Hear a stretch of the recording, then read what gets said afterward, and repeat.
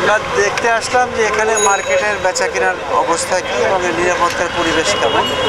তা আমরা এখানে কথা বললাম, এখানে ওনারা যারা মার্কেটের ব্যবসায়ীরা আছেন তারা নিরাপত্তার ব্যাপারে সন্তুষ্টি প্রকাশ করেছে।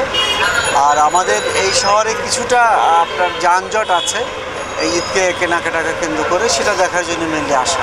ঈদের সময় শুধু ব্যবসায়ীরা না, ব্যবসায়ীরা তো বাড়ি চলে যাবে, দেন হচ্ছে আপনার অনেক পরিবারও তারা ঈদ করার জন্য, পরিবার আত্মীয় স্বজন ঈদ করার জন্য শহরের বাইরে গ্রামে চলে যায়।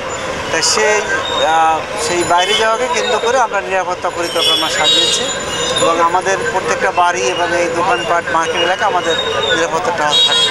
যেমন আমরা স্বর্ণ মার্কেটে আমাদের নিরাপত্তা থাকবে, আমাদের আপনার অন্যান্য যে বাজার যেগুলো আছে, ব্যাংক, বিমা, আর্থিক প্রতিষ্ঠান যে এলাকায় আছে সে এলাকায় আমাদের ফোর্সি ডিপার্টমেন্ট থাকবে।